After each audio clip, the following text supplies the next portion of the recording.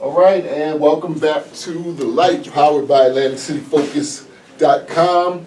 We're here with my man Andre Murphy from Racing to Feed. How are you today? Hey, I'm doing great. I'm doing great. Okay, we have 5 questions for you, but before we get to that, why don't you tell people about what it is that you do and how you're serving the community?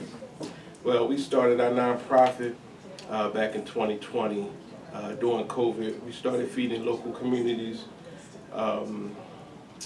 We started from Atlantic City down to Virginia Beach.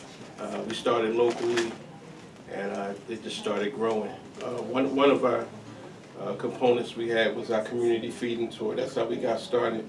Right here in Pleasantville, we was feeding Atlantic City 4 times a week, Egg Harbor City twice a week, Pleasantville 4 times a week, and then it just kind of grown from there.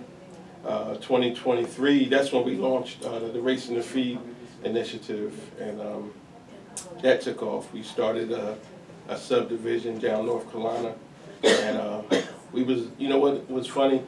We started, when we launched our North Carolina division, it was in Asheville, North Carolina.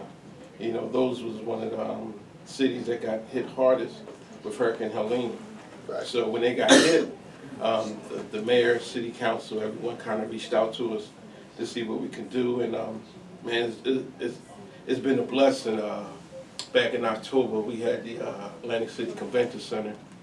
They kind of donated their kitchen to us. We expedited 2,500 meals down to them. Great, man. We had a lot of volunteers come out, and it's just a blessing to, you know. One of the things that we raised about $4,000 in like 6 days, just through Facebook, through our channels. And I share this with you. Our organization is called Healing for the Soul. That's our nonprofit.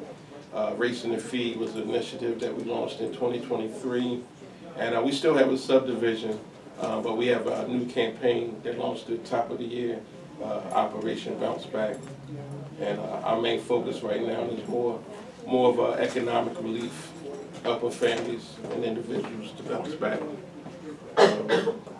We have a component launching later in April to help families, individuals economically online. So we're launching a division online, basically to help families and individuals with bills, groceries, and auto repair.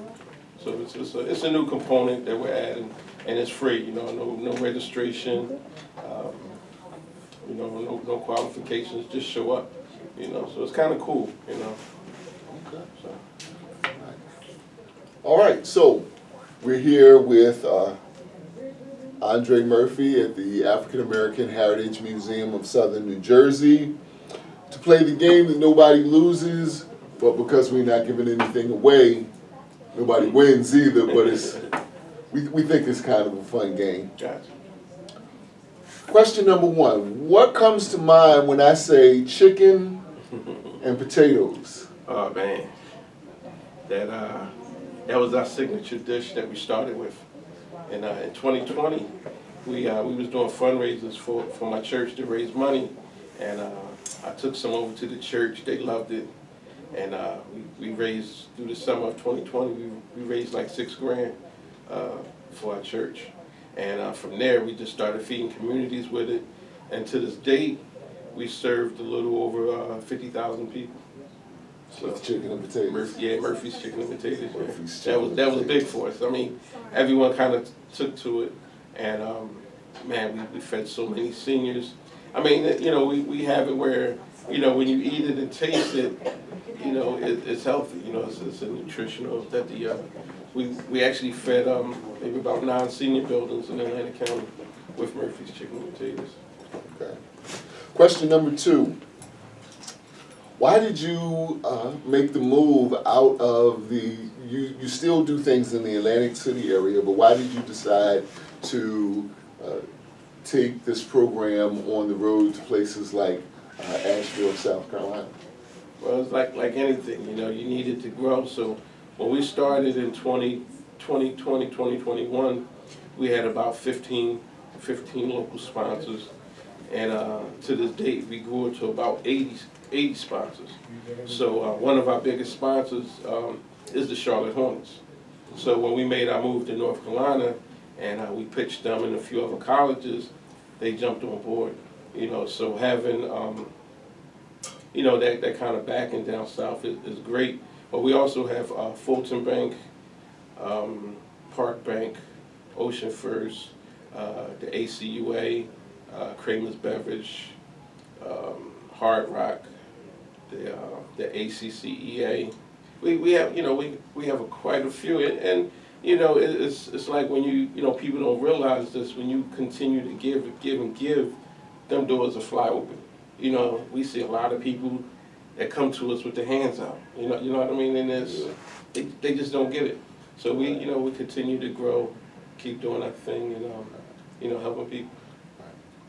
Once upon a time, I was at a club, and I had just gotten off of work, hadn't got a chance to eat, and I wanted to order some chicken wings. And because we were at the club, they were like $25. I was like, $25 for chicken wings? I said, I'm hungry, but I'm not going to pay no $25 for chicken wings. That's all right. The gentleman who worked there, I'm coming to a point, the gentleman who worked there fried up the wings and gave them to me. I said, listen, bro, I can't afford $25 for chicken wings.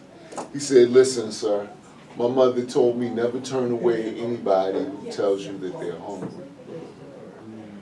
Tell me, what does it mean to Andre Murphy to be able to feed someone, not because they necessarily, want to rock with you, but the importance of being able to feed someone when they're hungry?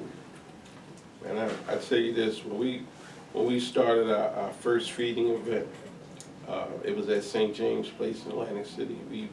We used that parking lot, and our first feeding event, we didn't know what to expect, and we was out there. We were scheduled to be out there for 3 hours. Within like the first 45 minutes, we had like a line wrapped around the corner, and it was just, it was no judgment. We was mainly there to feed whoever. We wasn't, seniors or anybody. So it was mainly homeless that was there, seniors that was there, and it was families that was pulling up, by the truckloads. They knew we had 300 hot free meals, and it's just that first feeding event, it just turned my head like, wow. We didn't know how big. We thought these 300 meals was going to last 2 or 3 hours. These things was going within the first hour. And we had about 8 volunteers on deck. But one thing that I learned is that a lot of people judge. It's a lot of people out here working with 2 jobs and struggling for food on the table. People don't get that. You know what I mean? So we don't judge, and that's one thing I try to tell people. Because they so quick. You know what I mean? And I'll tell you a quick story, not to get off topic. In 2021, 2022, we used to bring the food trailer over to City Park, right by the bus station on South Carolina Avenue. And homeless, seniors, everybody would come out there, but a lot of the city workers would show up. And and I would tell people, we can't judge. We don't know what their household look like. And that's the problem with us. We just, you see someone dressed up, and they may be that dress for the month. You know what I mean? And we're so quick to judge, and we just, we let them know. Tell your friends, tell your coworkers.